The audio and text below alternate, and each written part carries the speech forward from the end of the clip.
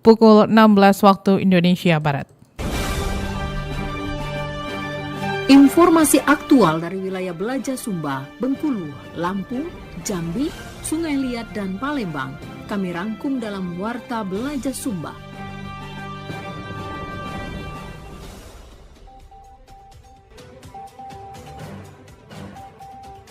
Di seluruh Indonesia ini, kurang lebih akan dibangun 7.000 jembatan selama tahun 2026, khusus di Bengkulu.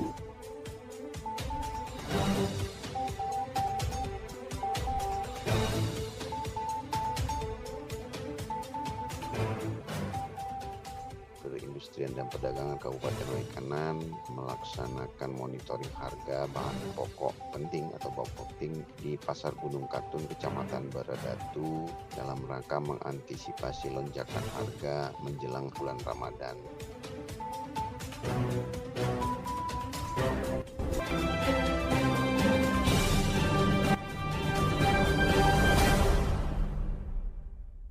Pendengar, itulah diantaranya beberapa informasi yang kami hadirkan sore hari ini, Senin 9 Februari 2026, yang berhasil dihimpun tim redaksi Radio Republik Indonesia Palembang. Saya Tata Edin, inilah Warta Belaja Sumba selengkapnya. Kami awali Warta Belaja Sumba dari RRI Bengkulu. Pasar Bembah, Dusun Tepi. Puluhan jembatan di Provinsi Bengkulu akan mulai dibangun untuk mendukung pembangunan infrastruktur. Laporan Sofia Haryanja, RRI Bengkulu. Guna mendukung pembangunan Provinsi Bengkulu sesuai Astacita mulai tahun 2026, Korem 041 Gamas Bengkulu mentargetkan membangun puluhan jembatan di Provinsi Bengkulu sebagai bagian dari program dukungan pembangunan infrastruktur untuk akses vital masyarakat. Komandan Korem 041 Garuda Mas Bengkulu Brigadir Jenderal TNI Jatmiko Arianto mengatakan, sesuai instruksi pimpinan jembatan yang akan dimulai pembangunannya di Januari hingga Februari dengan masing-masing 10 jembatan, Maret hingga Desember 15 unit per bulannya. Ia mengatakan situasi seperti ini menjadi dasar pemikiran Presiden Prabowo Subianto dan TNI untuk mewujudkan pembangunan lebih kurang 7.000 jembatan di seluruh Indonesia di tahun 2026. Menurut Danrem, pembangunan 20 jembatan di Januari hingga Februari dilaksanakan secara bertahap di awal tahun, di mana program ini merupakan bagian dari penugasan langsung pimpinan TNI Angkatan Darat pada satuan kewilayahan, terutama bagi masyarakat. Danrem menegaskan pembangunan jembatan tidak dipusatkan di satu wilayah tertentu, melainkan disebar di berbagai kabupaten di Provinsi Bengkulu agar manfaatnya dapat dirasakan secara merata. Ia juga mengatakan potensi pembangunan jembatan di wilayah kelurahan atau perkotaan relatif kecil kemungkinannya, namun tetap diupayakan jika memang dibutuhkan. Pembangunan memang diprioritaskan bagi daerah yang belum memiliki akses jembatan, bahkan masyarakat dan anak sekolah setempat terpaksa menyeberangi sungai akibat tidak adanya infrastruktur jembatan penghubung wilayah. Ia menjelaskan pembangunan memang diprioritaskan bagi daerah yang belum memiliki akses jembatan, bahkan masyarakat dan anak sekolah setempat terpaksa menyeberangi sungai akibat tidak adanya infrastruktur jembatan penghubung wilayah. Di seluruh Indonesia ini, kurang lebih akan dibangun 7.000 jembatan selama tahun 2026. Khusus di Bengkulu, kita juga mendapat tugas untuk membuat jembatan. Jembatan yang mana? Jembatan untuk menghubungkan desa-desa yang anak-anak sekolah atau adik-adik kita yang mau sekolah, termasuk yang mau berdagang atau berjualan, itu tidak bisa menyeberang atau harus masuk ke sungai. Menurut Danrem, jembatan sangat dibutuhkan untuk menghubungkan antar desa, terutama bagi anak-anak sekolah dan masyarakat yang hendak beraktivitas seperti berdagang, karena selama ini mereka kerap kesulitan menyeberangi sungai dan di mana tanpa jembatan yang layak, warga terpaksa masuk ke sungai untuk menggunakan jembatan darurat yang kondisinya sangat tidak aman. Superanja melaporkan. Dari Bengkulu, pendengar, kita menuju ke RRI Sungai Liat.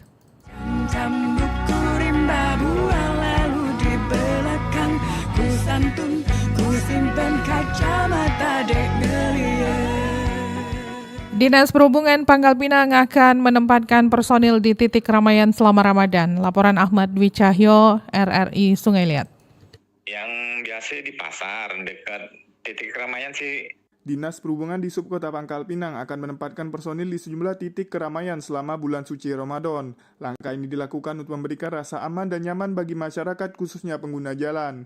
Kepala Seksi Lalu Lintas di Subkota Pangkal Pinang, Febriansa, mengatakan penempatan personil difokuskan pada kawasan rawan kemacetan dan lokasi aktivitas masyarakat yang meningkat selama Ramadan, seperti pasar dan pusat kuliner.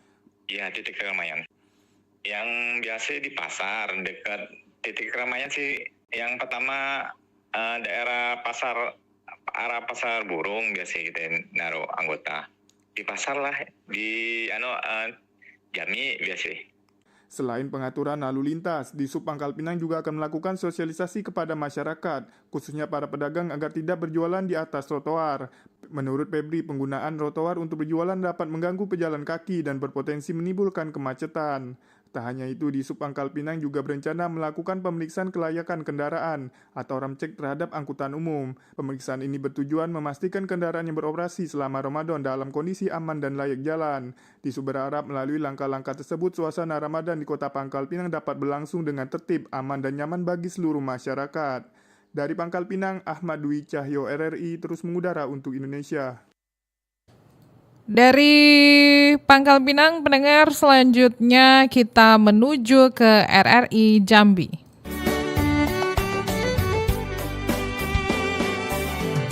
Dari ujung Jambung sampai Durian Takut Raja. Kita akan dengarkan seperti apa tanggapan masyarakat Jambi terkait keamanan dan kenyamanan menjelang dan selama Ramadan yang dihimpun reporter RRI Jambi, Tati Wijaya. Saya sebagai masyarakat berharap beberapa tempat yang ada di Kota Jambi kan cukup ramai nih selama Ramadan. Itu ada penertiban dari pihak terkait. Dikarenakan jalan-jalan itu cukup ramai dan cukup mengganggu pengguna jalan seperti itu. Nah, ini harapannya juga karena cukup ramai di beberapa tempat.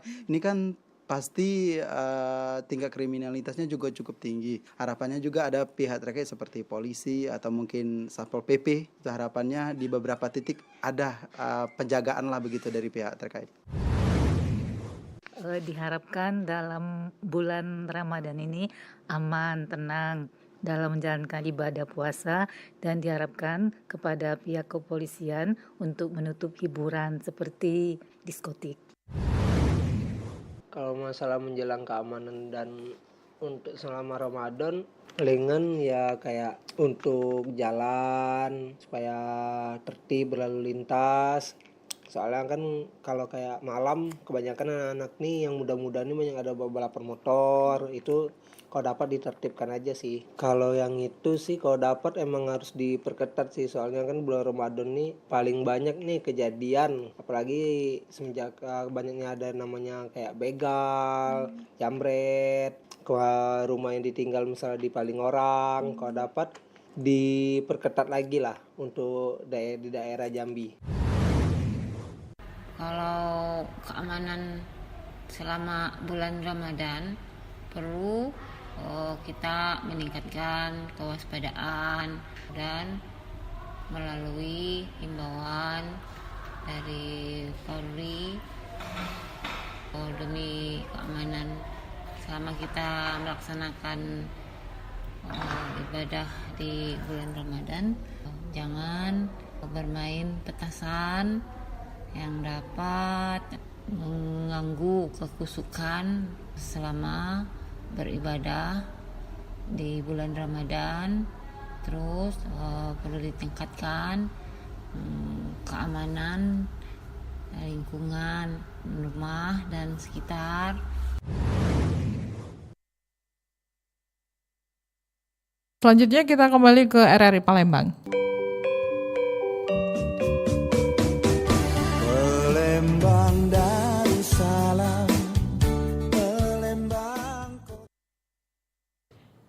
Pendengar, untuk membahas seperti apa pentingnya menjaga ketertiban umum di bulan Ramadan, berikut kita simak wawancara reporter RRI Palembang Aditya Abrianto bersama Suherman, praktisi pendidikan Sumsel.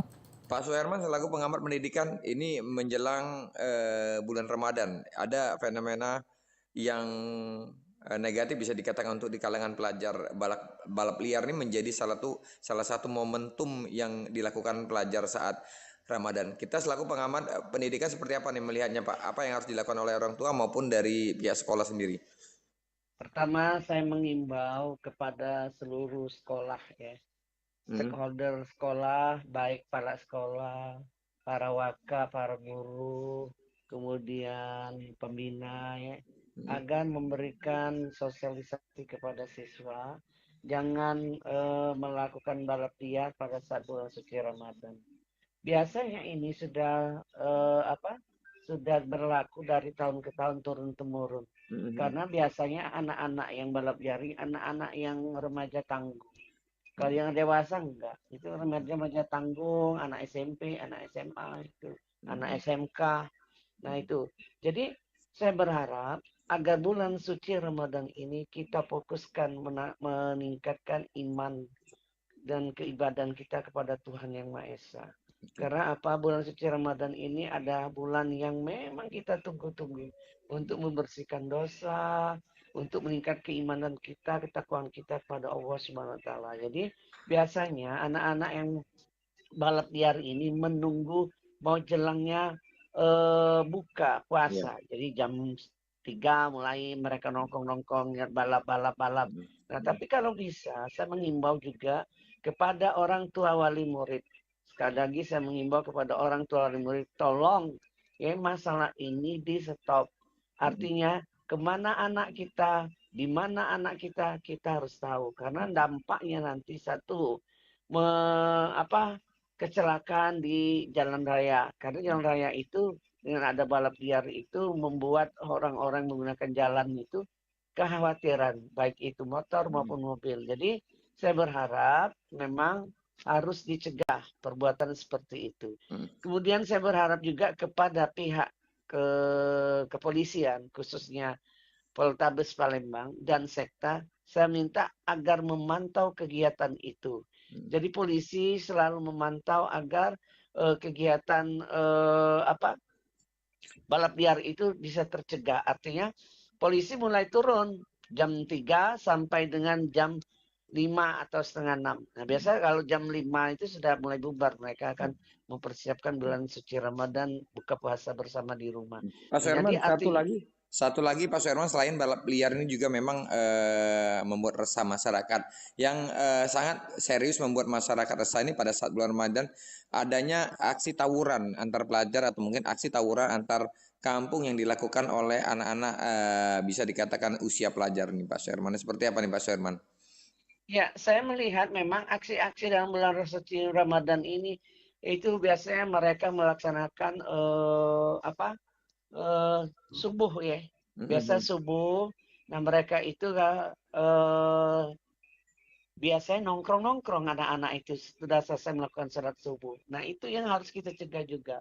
Artinya pihak kepolisian selama bulan suci Ramadan ini memberikan himbauan agar anak-anak tidak nongkrong pada subuh, kemudian tidak menongkrong menjelang buka puasa. Nah, berarti dua waktu ini yang dimanfaatkan anak-anak kita ini.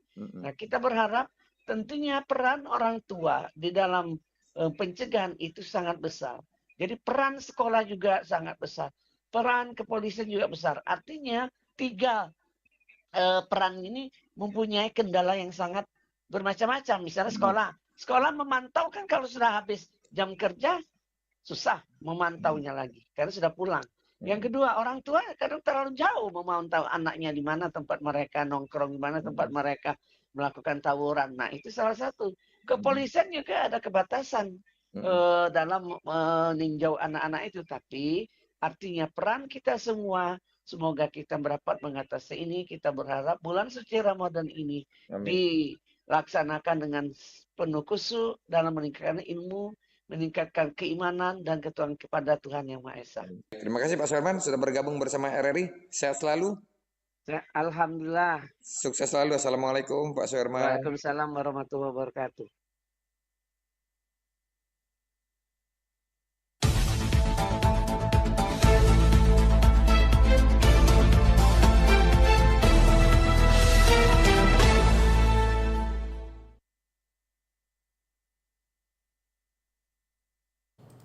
Pendengar selanjutnya dari RRI Palembang, kita menuju ke RRI SP Belitung.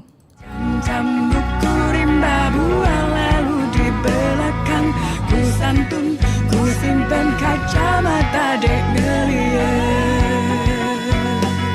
Wahai anak muda Bangka Belitung, bangkitlah tebar semangat muda ika, berkarya berjuang untuk negeri ini, negeri serumpun sebalai tanah. Untuk memperkuat kinerja di lingkungan pemerintah Kabupaten Belitung, Bupati Joni Alamsyah Hidayat melantik 10 pejabat eselon 2. Ya, potensi-potensi apa untuk kita bisa menutupi keterbatasan fiskal ini? Ya daerah. Bupati Belitung Joni Alamsyah Hidayat melantik dan mengambil sumpah jabatan 10 pejabat pimpinan tinggi Pratama atau eselon 2 di lingkungan pemerintah Kabupaten Belitung pada Jumat lalu. Pelantikan ini dilakukan untuk menggerak roda birokrasi agar sejalan dengan visi dan misi kepala daerah. Penguatan organisasi perangkat daerah dinilai penting guna mendorong kinerja pemerintah yang lebih terukur, berdampak, dan berorientasi pada pelayanan publik. Bupati Joni menegaskan jabatan yang diemban bukan sekedar posisi administratif, melainkan amanah besar yang diberikan langsung dengan harapan masyarakat. Ia mengingatkan setiap keputusan pemerintah memiliki dampak terhadap kehidupan rakyat, sehingga tugas tersebut harus dijalankan secara maksimal. Menurutnya, pemerintah daerah telah menetapkan target dasar yang wajib menjadi pegangan seluruh OPD. Kinerja diminta benar-benar terukur serta menghasilkan capaian nyata dengan setiap penggunaan APBD diarahkan memberi manfaat bagi masyarakat.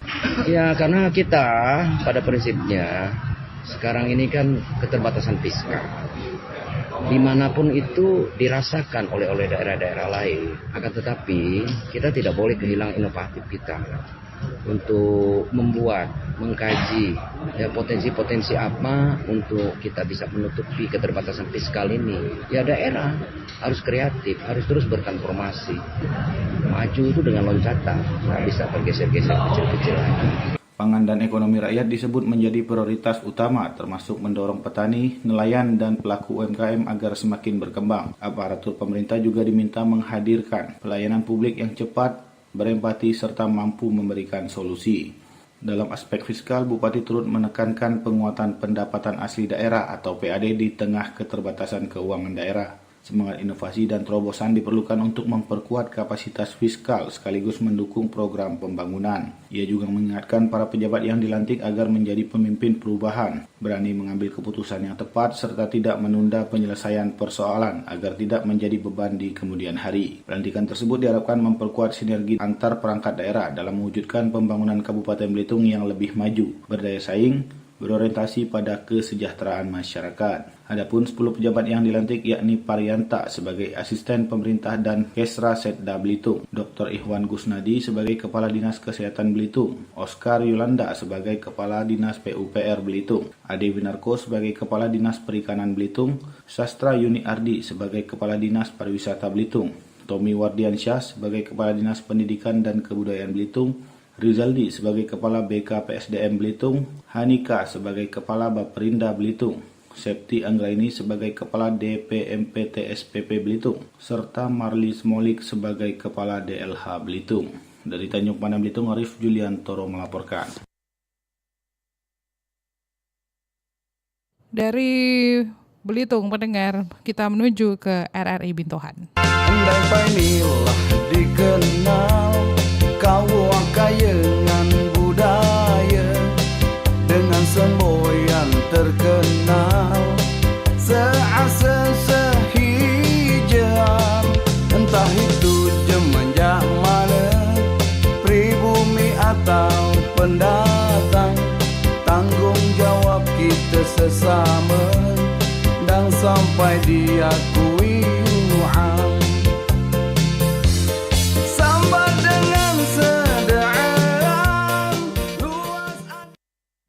Dinas Pariwisata Kabupaten Bengkulu Selatan berharap capaian PAD dari sektor pariwisata tahun ini meningkat. Rohil Minata dari RRI SP Bintohan melaporkan. PAD di sektor pariwisata bukan lagi kewenangan Dinas Pariwisata Bengkulu Selatan. Pihaknya akan tetap mendorong supaya sektor pariwisata banyak menyumbang PAD. Dorongan ini disampaikan oleh Kepala Dinas Pariwisata Kabupaten Bengkulu Selatan, Rendra Febrianto.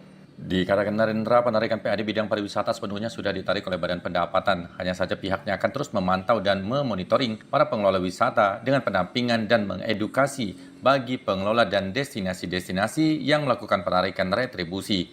Upaya ini diharapkan bisa menambah PAD sektor pariwisata di Bengkulu Selatan. Dengan berbagai upaya menata beberapa kawasan wisata di Bengkulu Selatan, kunjungan wisatawan diharapkan bisa meningkat di tahun ini dan tahun-tahun berikutnya. Untuk itu para pengelola wisata, baik wisata alam maupun wisata buatan, supaya lebih kreatif lagi bagaimana mengelola suatu destinasi wisata agar diminati oleh para pelancong, baik lokal maupun luar daerah. PAD kita udah di take over semua ke Bapenda, Mas. Pariwisata tidak menarik PAD lagi. Kita hanya melakukan pendampingan terkait dengan destinasi-destinasi yang menghasilkan PAD, baik itu tempat hiburan, makan, dan restoran. Melakukan pendampingan, mengedukasi mereka. Tapi yang menarik itu di dinas atau badan pendapatan. Ditambahkan Narendra, PAD sektor pariwisata adalah sumber pendapatan daerah yang berasal dari pajak dan retribusi jasa pariwisata, seperti hotel, restoran, tempat wisata, dan transportasi. Sektor ini strategis bagi ekonomi, terbukti menyumbang devisa signifikan dan mampu menopang PAD di berbagai daerah. Untuk di Bengkulu Selatan, kalau destinasi wisata yang menyumbang PAD dalam artian menarik retribusi secara resmi hanya wisata pantai Pasar Bawah. Namun kalau hotel atau tempat penginapan itu juga menghasilkan PAD. Demikian Rohminata, RRI Bintuhan melaporkan. Dari Bintuan kita menuju ke stasiun produksi Waikanan. Wai besai rek wai untung mula jadi Waikanan. Dalam rangka mengantisipasi kelangkaan dan lonjakan harga pokok menjelang Ramadan, Dinas Perindustrian dan Perdagangan Kabupaten Waikanan melakukan pemantauan pasar tradisional. Laporan Bayu Satria, RRI SP Waikanan. Monitoring ini dilakukan untuk memastikan stabilitas harga dan ketersediaan bahan pangan pokok. Dinas Perindustrian dan Perdagangan Disperindak Kabupaten Waikanan melakukan monitoring harga bahan pokok penting atau Bapokting di Pasar Gunung Katun, Kecamatan Baradatu menjelang Ramadan.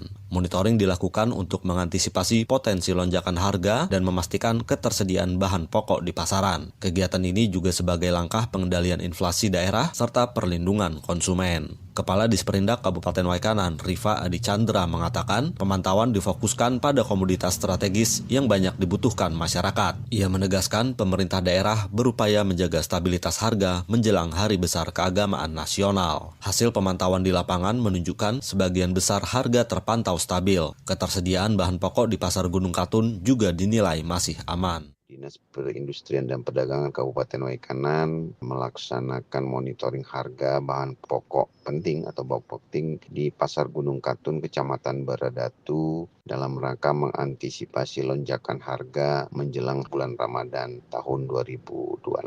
Monitoring ini dilakukan untuk memastikan stabilitas harga dan ketersediaan bahan pangan pokok di pasar menjelang bulan Ramadan, serta sebagai langkah pengendalian inflasi daerah dan perlindungan konsumen. Berdasarkan hasil pantauan di lapangan, harga sejumlah komoditas Bapokting terpantau relatif stabil dan juga pasokan tersedia dengan cukup. Meski demikian, ditemukan kenaikan harga pada komoditas minyak goreng. Harga minyak goreng di pasaran mencapai Rp19.000 per kilogram atau di atas harga eceran tertinggi. Ia menjelaskan kenaikan tersebut disebabkan karena pedagang membeli minyak goreng dari pengecer, bukan langsung dari distributor. Harga beli pedagang telah mencapai Rp18.000 per kilogram sehingga berdampak pada harga jual. Menindaklanjuti hal tersebut, dirinya mengaku telah berkoordinasi dengan pimpinan cabang Bulog Lampung Utara agar distribusi dilakukan langsung kepada pedagang dengan harga Rp14.500 per kilogram. Melalui upaya ini, diharapkan pedagang dapat menjual kembali sesuai harga eceran tertinggi, yakni maksimal Rp15.700 per kilogram. Lebih lanjut, ia menegaskan, Disperindak Kabupaten Waikanan akan terus melakukan pemantauan secara berkala dan berkoordinasi dengan distributor. Dia berkomitmen pihaknya akan terus berupaya menjaga stabilitas harga dan ketersediaan bahan pokok demi kepentingan masyarakat. Dari Waikanan, Bayu Satria melaporkan, RRI terus mengudara untuk Indonesia.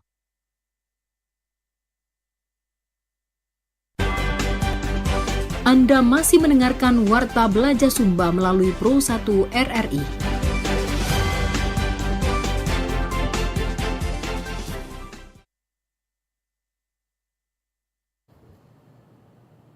Pendengar, kami sampaikan informasi lainnya. Tadi kita sudah dengarkan informasi dari RRI Waikanan, saat ini kita menuju kembali ke SP Sungai Penuh.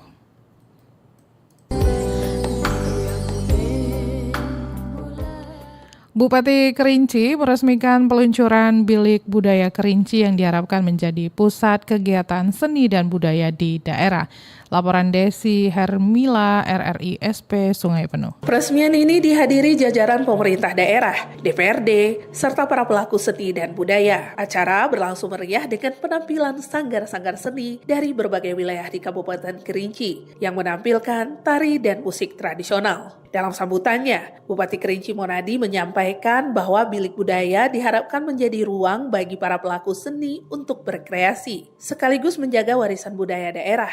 Selain itu, kegiatan seni budaya juga dinilai dapat mendorong pariwisata dan ekonomi kreatif masyarakat Kabupaten Kerinci. Ya, saya apresiasi ya, artinya di sinilah satu ruang untuk anak-anak muda.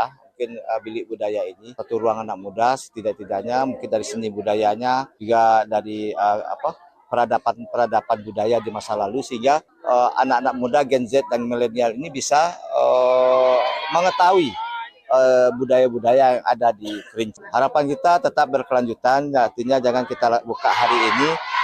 Sementara itu, seniman budaya Kerinci Andri Kanik berharap Bilik Budaya Kerinci dapat menjadi wadah yang konsisten bagi para pelaku seni untuk tampil, berlatih, dan melestarikan budaya daerah, serta mampu menarik minat generasi muda agar lebih mencintai seni dan tradisi Kerinci. Bilik Kerinci ini, walaupun dia baru seumur jagung, tapi beliau telah menunjukkan taringnya, telah membuktikan bahwa kami anak muda itu bisa. Jadi Bilik Kerinci ini suatu wadah yang saya anggap bahwa wadah ini masih banyak yang belum datang. Ini baru sebagian. Dan insya Allah seluruh yang kesenian yang ada, budaya-budaya Kerinci yang ingin ditampilkan, boleh bergabung semua dengan Bilik Kerinci ini. Pemerintah daerah berharap Bilik Budaya Kerinci dapat melahirkan berbagai agenda budaya dan memperkuat posisi Kerinci sebagai salah satu pusat kebudayaan di Provinsi Jambi. Desi Hermila, Pro 1 RRI, terus mengudara untuk Indonesia. Selanjutnya pendengar dari Sungai Penuh, kita menuju ke RRI Lampung.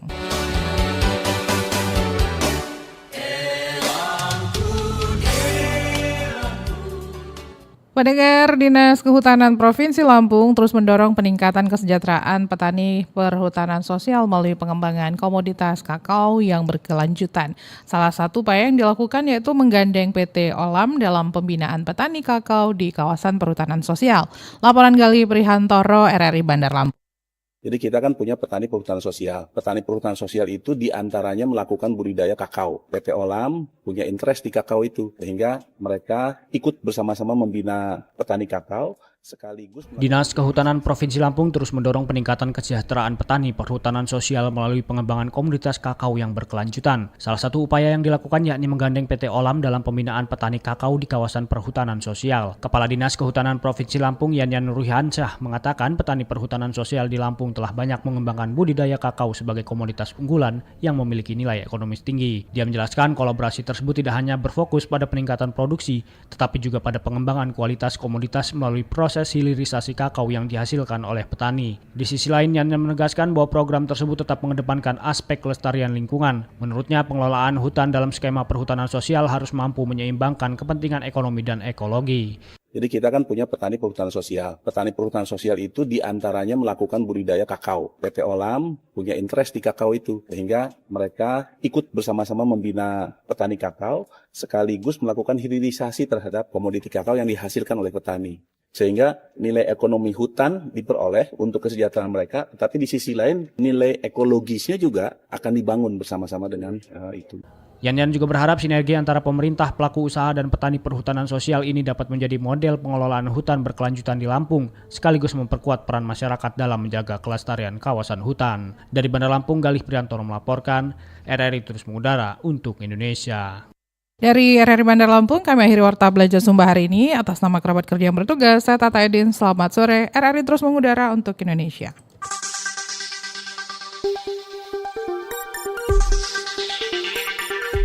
Baru saja Anda ikuti rangkuman informasi aktual Warta Belajar Sumba. Selamat sore, sampai jumpa.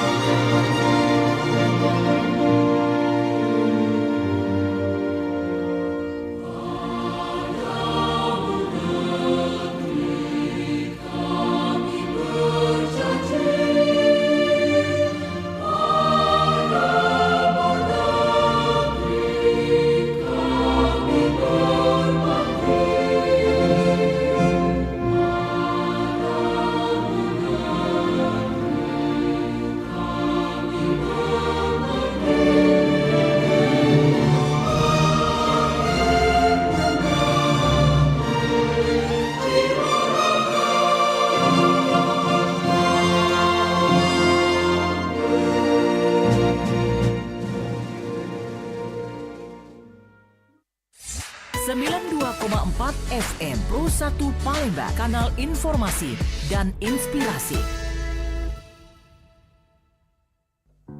Rasa cinta yang dulu tak hilang kini bersama.